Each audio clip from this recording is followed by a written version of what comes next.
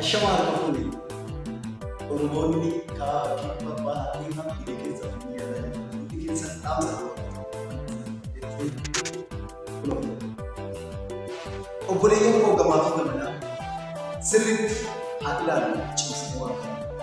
Obboleeyyan koo gamaa fi gamanaa sirriitti haa ilaalu cimsitee waan kana. Yookaan nuti kolfuu kikkisuuf ilaalchanii aannan abaaramaa nu baasuuf ilaalchanii. Nyaati baay'islee sanduuqa bunaa keessaa hattoota saamata wanta inni keessa. Wayyaachuu baay'islee sanduuqni bunaa keessaa hattoota saamata wanta inni keessa. Muraasa fudhatama qindeessi danda'ee biyyaan hin deebisu gaafata.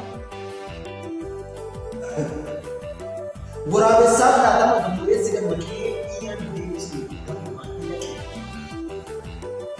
Kanaaf akka boonu yaadde tokko guddinaa waan gaarii ta'uu guddinaa waan gadhee yakkinaa. Kanaaf akka boonu hirkoo koo rakkinaa waan gaarii ta'uu kanaaf waan gadhee yakkinaa. Kana tokkooti. Malaan manaafatu dhiita koomee fakkuuraa mana ture beekanii isa an qulqulluuf qalbiin kee beeka kan bayyana ture daandii akka wal dhufneetu cabnaa akka gaafa sattawwaa cimnee ijaaramne orgooti wal dhufneetu cabnaa akka gaafa sattawwaa wal dhufneetu cabnaa akka gaafa sattawwaa tollee ijaaramne orgooti hafu kormii argadhee gaafa moonaa guutuu gammachuu eeggadhee naaf dhufaatu saalfannee dubbachuu dadhabnee callifachuu nuun tolle yoo dhachuu akka dagannee gammachuu kanatu na dubbise quxisuun waraanee hangafa dhiitessee quxisuun waraanee hangafa dhiitessee walfixxaa dhimaanii haadha bobaadessee waan jennu yoo dhabnu arrabni saalfatee garaa wal boccoolee dhiigarra dhaabata gara tokko boccoolee dhiigarra Imimmaan ayyoolee hambadee dhaleetaa furmaata yoo taane furaa namaan dhufa. Imimmaan ayyoolee hambadee dhaleetaa furmaata yoo taane furaa namaan dhufa. Araarri waafatee harmee tasgabbeessa sabni maal uffata wal-waraansa keessa.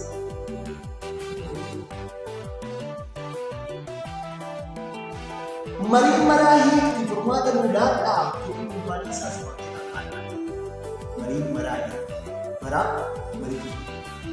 Mariin maraa hiikti furmaata nu laadhaa jedhee gubbaan isaas osoo nu wayyaannu kan biroo nu laata gurgummaan nu gannee nagaan nu fayyada. Malee sanaaf ta'e akka cunqurullee gurgummaan akka yaa korma moonaa bultu leenca bosona keessaa. Yaa korma moonaa bultu leenca bosona keessaa asaasitti maqaan tokko keessaa. Kaayyoo tokko qabdu inni keessan ibiddaa dameen hedduu ta'us kan dhufamee dameen hedduu ta'us kan dhufamee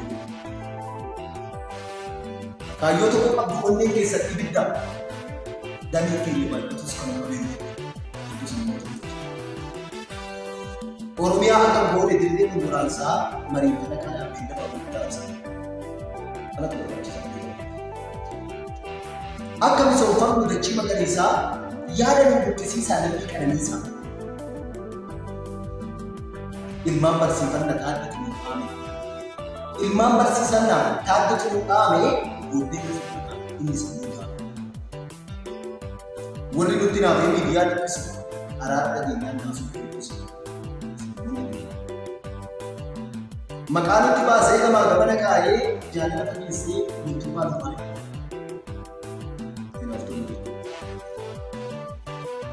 Ammas yoo wal lollu diinotaaf gammachuu nuufis hojii uumuu qabuuf kaayyoo kana qabu kaleessaaf fayyadaddaa saba quuqamees yaadamu.